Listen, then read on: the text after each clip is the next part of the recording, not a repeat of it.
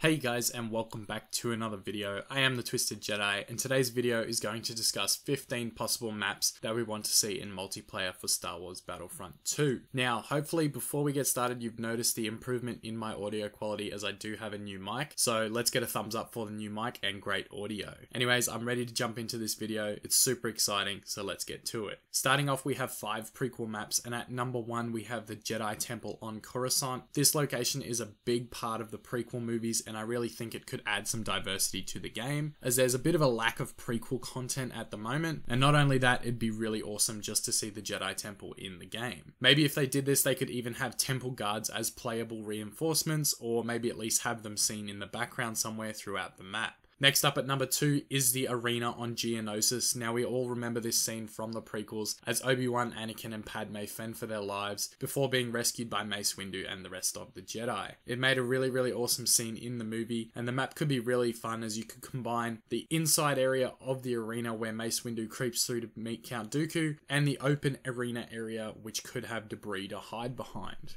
Moving on to number 3 just quickly is staying on Geonosis, and it is the Droid Factory. I think the Droid Factory would be a little bit tricky to make into a multiplayer map. However, I'd still really love to see it in the game. It could make for some interesting small map games. Number 4 is another prequel map for the countdown, and it is Utapau, and there is already rumours swirling around of this map with the also rumoured additions of Obi-Wan and General Grievous. Now, with data miners finding images and files on Grievous, it looks good for him coming to the game, so hopefully they add Obi-Wan and Utapau also. Next on the list at number 5 is Mustafar, and this map is highly requested by a lot of people in the community. It makes for a really cool battlefield with the lava and different platforms to jump between. I think it could be really amazing if done right, and I feel like it could be most effective for small maps like Heroes vs Villains, or one of the smaller game modes like Blast or Strike. And if you get hit into the lava, it should be an instant kill, and once Anakin and Obi-Wan get added to the game, it could be really fun to reenact their Battle of Mustafar, ending with Anakin burning in the lava. Now, the next few maps I wasn't really sure whether to consider prequel or original trilogy, so I'm just going to talk about them right in the middle. So at number 6, and coming from Rogue One, I think Scarif would be a really great map. I loved it in Battlefront 2015, and it was one of my favourite Walker Assault maps to play on. Adding Scarif to a season pass with Jyn Erso and Director Krennic would definitely be a plus for the game, and anyone doing cinematic shots would have an absolute field day with this map. I can only imagine what people like cinematic captures can do with some of these maps. I'd be really excited to see where they go and what they do with that. At number 7, obviously another Rogue One map, and this is possibly the map I want the most, as it's the location we know least about,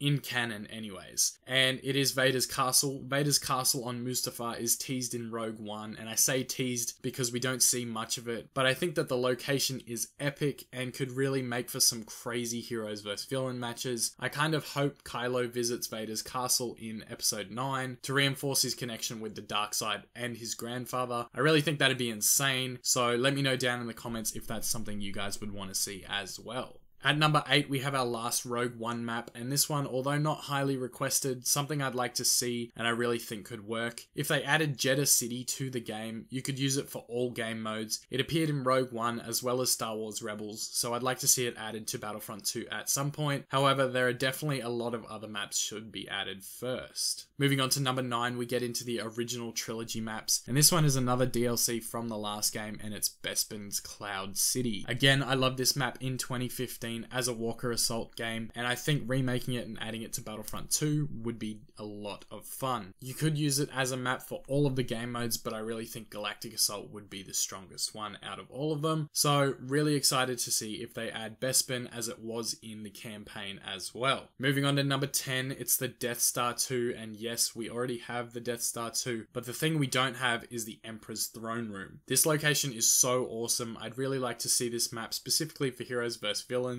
as you could have the Emperor and Vader alongside each other with Luke facing off against them. It just seems like a really strong original trilogy map. Back into the DLCs again at number 11 from 2015 is Jabba's Palace. I've seen a lot of people mention that they'd love to see Jabba's Palace in Battlefront 2, and it would be perfect for Blast, Strike, and Heroes vs Villains. Maybe even throw in an Easter egg to do with dropping people into the pit that then get eaten by a Rancor. I think that'd be really funny because there aren't too many Easter eggs in the game just yet. And if they could figure out a way to make it into a Galactic Assault map as well, that'd definitely be a cool thing also. Moving on, I have two maps from the Battlefront 2 single player campaign that I think would be absolutely amazing if they could somehow turn into multiplayer maps. The first one at number 12 is Pilio. This map is where Luke meets Del for the first time, and it also shows how Luke came across his compass. This map is also seen at the end of the campaign where you play as Kylo Ren, having some sort of dream or vision of the planet. Hopefully that's not too much of a spoiler for anyone that hasn't played it yet, but you'll see when you get there. If they could somehow tune this map for multiplayer, it could be really amazing because it's such a beautiful map and a perfect location for something like that to happen. So let's jump into the next one. Secondly, for the campaign maps at number 13 is Vaders. Now the main city in Vaders is completely Imperial occupied, as is the whole planet, and a massive supporter of the Empire, but the map itself is almost already laid out to be a multiplayer map, and anyone that's played through the campaign so far knows exactly what I mean. It's ready to go,